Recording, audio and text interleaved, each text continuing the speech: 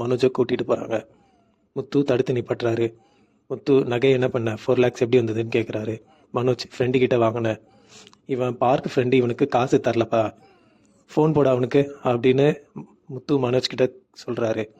அண்ணாமலை மனோஜ் கிட்ட என்ன நடந்ததுன்னு சொல்லுன்னு கேட்குறாரு. மனோஜ் உண்மையை ஒத்துக்கிறாரு. அம்மா தான் மீனாவோட நகையை விற்க சொன்னாங்கன்னு சொல்கிறாரு. ஸ்ருதி இது உங்களுக்கு சீட்டிங்காக தெரிலையான்னு கேட்குறாங்க. மீனா நீங்கள் எங்கள் வீட்டில் கவரிங் போட்டதா சொன்னீங்களே அத்தைன்னு கேட்குறாங்க. மனோஜை அடிக்கிறாரு. இன்னும் போகலையான்னு கேட்குறாரு. முத்து மனோஜை ரோகிணி தடுக்கிறாங்க. மீனாவும் ஸ்ருதியும் ரோகிணி உங்களுக்கு இந்த விஷயம் முன்னாடியே தெரியுமான்னு கேட்குறாங்க. ரோகிணி தெரியும், நேற்று தான் தெரியும் அப்படின்னு சொல்கிறாங்க. நானே திருப்பி தரேன் அப்படின்னு சொல்கிறாங்க.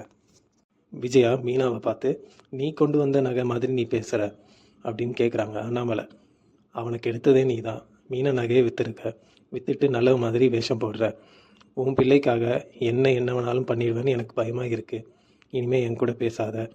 விஜயா என் பையனுக்காக தானே இப்படி பண்ண, சரி பேசாதீங்க, நான் தானே இந்த வீட்டில் பெரிய பிரச்சனையாக இருக்கேன். விஜயா ரூமுக்குள்ளே போய் கதவை சாத்திக்கிறாங்க. எல்லாரும் கதவை தட்டுறாங்க. எல்லாரும் அண்ணாமலையை நீங்கள் கூப்பிடுங்கன்னு சொல்கிறாங்க. மீனா முத்து கிட்ட நீங்கள் மாமா கிட்ட போய் பேசுங்கன்னு சொல்கிறாங்க.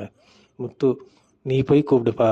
அண்ணாமலை மானங்கட்டு போய் என்ன பண்ண சொல்கிற, அவள் பண்ண எல்லா தப்பையும் சலிச்சுக்கிட்டு அவளை மாதிரி போகிறது நான் இல்லை. முத்து சொல்கிறாரு மனோஜ் தான்ப்பா இப்படி ஐடியா கொடுத்துருப்பான். மீனா அத்தையை வெளியே கூப்பிட்டு வந்து பேசுங்க மாமா, பேசி புரிய வைங்கன்னு சொல்கிறாங்க. முத்துவும் இதையே சொல்கிறாரு.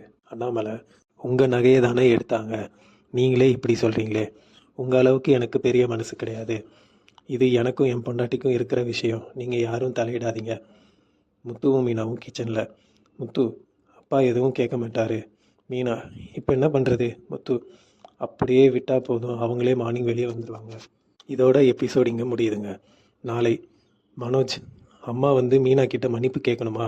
முத்து நீ வந்து மன்னிப்பு கேளுடா. ரோகிணி அவர் எதுக்கு கேட்கணும். விஜயா பெரியா அம்மா வீட்டு சீதனத்தை கொண்டு வந்துட்டா, நகையை கழட்டி வீசுகிறாங்க.